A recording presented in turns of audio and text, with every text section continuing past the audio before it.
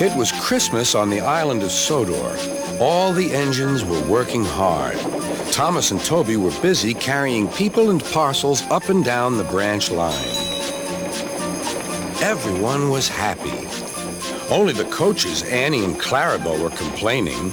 "It's always the same before Christmas," they groaned. "We feel so full. We feel so full." "Oh, come on," said Thomas. "Where's your festive spirit? Christmas Day is almost here." By the side of the track was a little cottage with a familiar figure waving to them. "It's Mrs. Kindly," whistled Thomas. "Beep, beep! Happy Christmas!" Thomas always felt better for seeing her. "Christmas just wouldn't be Christmas without Mrs. Kindly," he said to himself. When work was over, Thomas went to see the other engines. All their coats had been polished. "Huh," said Gordon. "Just look at us. Your driver will have to work fast to get you as smart as us." "Never mind that," replied Thomas. "I've something important to say. Do you realize it's been a whole year since Mrs. Kindly saved us from a nasty accident? You remember when she was ill in bed and—" "Yes, of course," interrupted Edward. "You told us how she waved her red dressing gown out of her window to warn you about a landslide ahead." "And you and Toby gave her presents?" Percy joined in. "And Sir Topham Hatt sent her to the seaside to get better." "But," said the other engines, "the rest of us never thanked her properly." "Exactly," said Thomas. "So now I think we should all give her a special Christmas party." Everyone was getting very excited, and the drivers felt sure that Sir Topham Hatt would agree, as indeed he did. The engines were all busy making plans when silence fell. Sir Topham Hatt had bad news. "The weather's changed badly. Mrs. Kindly is snowed up. Toby says he'll help to rescue her. You must help too, Thomas. There's no party unless you do." Thomas hated snow, but he said bravely, "I'll try, sir. We must rescue her. We must." "There's a good engine. You and Toby will manage splendidly."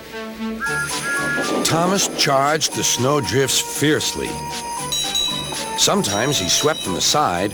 Sometimes they stuck fast, and the men had to loosen them.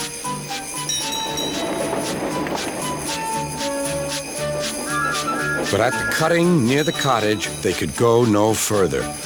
"Look at that!" exclaimed Thomas's fireman. "Beep, beep! Here we are!" An answering wave came from an upstairs window. Then they heard a familiar sound. "That's Terence, the tractor," said Thomas. "He's come to help too." Sure enough, Terence had a snowplow and was working hard to clear a patch to the railroad line and safety. At long last, the rescue was complete. Percy took the tired workmen home. Terence said goodbye to Mrs. Kindly and promised to take care of her cottage as he watched them all set off. The engines made good time. No more snow had fallen, but the yard was dark. There was no one to be seen. Thomas's heart sank. Suddenly, all the lights went on. What a marvelous sight awaited Mrs. Kindly. "Well done," said Sir Topham Hatt. "I'm really proud of you all." Mrs. Kindly especially thanked the smaller engines. "Thomas and Toby are old friends," she said. "And now, Percy, you are my friend too." Percy was very pleased. "3 cheers for Mrs. Kindly," he called. "Beep, beep, beep." They all whistled. "We wish you a Merry Christmas, we wish you a Merry Christmas, we wish you a Merry Christmas and a Happy New Year."